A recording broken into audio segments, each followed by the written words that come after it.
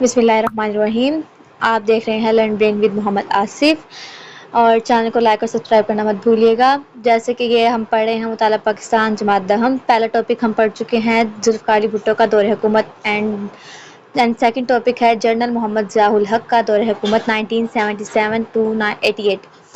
जुल्फ़िकार अली भुट्टो ने कबल अज़ वक्त इंतखाबात कराने का ऐलान किया और मार्च 1977 में इंतखाबात कराए। पाकिस्तान पीपल्स पार्टी का मुकाबला करने के लिए हिज़्ब इख्तिलाफ की 9 जमातों ने मुत्तहिद होकर पाकिस्तान कौमी इत्तेहाद PNA तश्कील दिया। इन इंतखाबात में पाकिस्तान पीपल्स पार्टी को कामयाबी हासिल हुई, मगर पाकिस्तान कौमी इत्तेहाद ने पाकिस्तान पीपल्स पार्टी पर धांधली का इल्ज़ाम लगाकर एहतजाजी तहरीक शुरू कर दी। जुल्फ़िकार अली भुट्टो और पाकिस्तान कौमी इत्तेहाद के दरमियान मसले के हल के लिए मुज़ाकरात शुरू हुए। अभी ये मुज़ाकरात जारी ही थे कि जनरल मोहम्मद ज़ियाउल हक ने मार्शल लॉ नाफिज कर दिया। तमाम सियासी जमातों पर पाबंदी आयद कर दी गई। जुल्फ़िकार अली भुट्टो को गिरफ्तार कर लिया गया। इस तरह सियासी मंजरनामा यकसर तब्दील हो गया। जुल्फ़िकार अली भुट्टो को नवाब मोहम्मद अहमद खां कत्ल केस में सज़ाए मौत दे दी गई। जनरल मोहम्मद ज़ियाउल हक ने मार्शल लॉ के ज़रिए से इक़्तिदार हासिल करके कौम से अपने खिताब में मुल्क में 90 रोज़ के अंदर इंतखाबात कराने का वादा किया, मगर मुख्तलिफ वजूहात की बिना पर इंतखाबात मुलतवी किए जाते रहे। आखिरकार 1985 में गैर जमाती बुनियादों पर इंतखाबात कराए गए और सूबा सिंध से ताल्लुक़ रखने वाले मोहम्मद खां जोंजो को वज़ीर आज़म नामज़द किया गया। मोहम्मद खां जोंजो अगरचे गैर जमाती असम्बली के रुकन थे, मगर करीबन 2 माह के अंदर अंदर उन्होंने अपने हामियों की मदद से मुस्लिम लीग के नाम से सियासी जमात कायम करके मुल्क में जमाती सियासी निज़ाम बहाल कर दिया। 1985 में आइन पाकिस्तान 1973 में 8वीं तरमीम की गई। इस तरमीम की रूह से सदर पाकिस्तान को कई इजाफी इख्तियारात और आइनी ताकत हासिल हुई।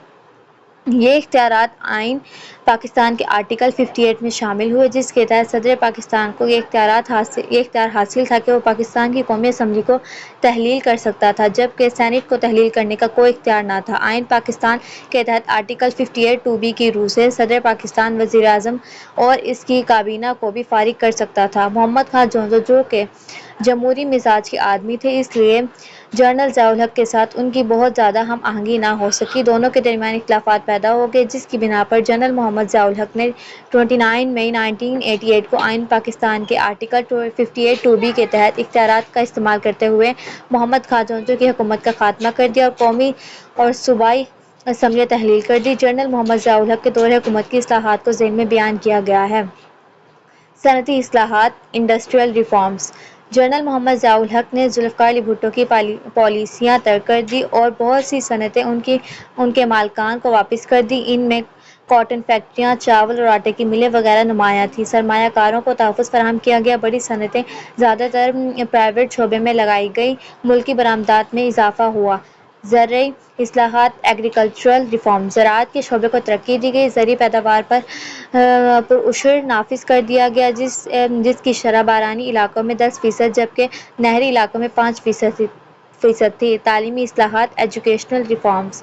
इस्लामियात और मुताला पाकिस्तान के मुज़ाम्मीन को ग्रेजुएशन तक लाज़मी करार दिया गया। ख़वातीन के लिए अलग यूनिवर्सिटी के क़याम के लिए इक़दामात किए गए। इस्लामी नज़रियाती कौंसल की तश्कील नू की गई। अखबारात, रेडियो और टेलीविज़न पर इस्लामी शआइर की तरोीज का काम किया गया। गलतियों से कुरान पाक की तबाअत का बंदोबस्त किया गया। मुल्क में ख़वानगी की शरह में इजाफ़े के लिए तालीमी तरक्की और तालीम बालिग़ा के प्रोग्राम शुरू किए गए। सेहत से मुतल्लिक़ इस्लाहात, हेल्थ रिफॉर्म्स।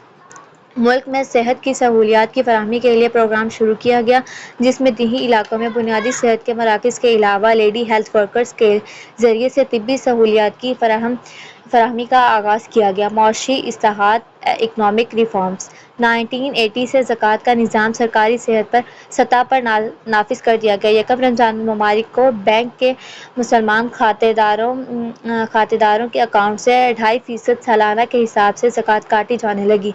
सूद से पाक बैंककारी का निज़ाम कायम किया गया। तमाम बैंकों में नफ़ा और नुकसान में शराकत की बुनियाद पर अकाउंट खोले गए। माशरती इस्लाहात, सोशल रिफॉर्म्स।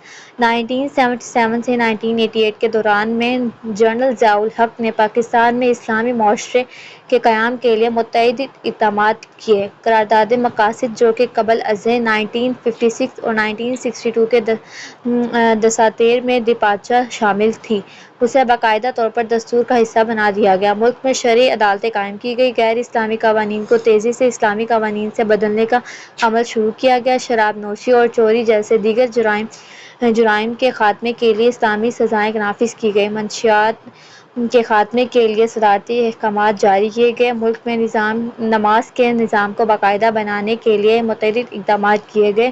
الغرض ملک میں اسلامی ماحول کے قیام کے لیے ہر ممکن کوشش کی گئی۔ آئینی اصلاحات کانسٹیٹیوشنل ریفارمز۔ جنرل ضیاء الحق کے دور میں پاکستان کے آئین میں درج ذیل ترامیم ہوئیں۔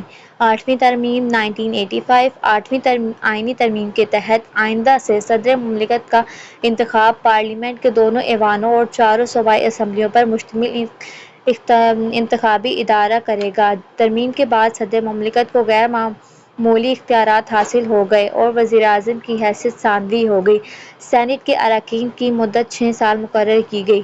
9ویں ترمیم 1985 آئین کے آرٹیکل 2 میں ان الفاظ کا اضافہ کیا گیا ہے کہ اسلامی احکامات جو قرآن و سنت سے ماخوذ ہوں اعلیٰ ترین قانون اور رہنمائی کا منبع ہوں گے۔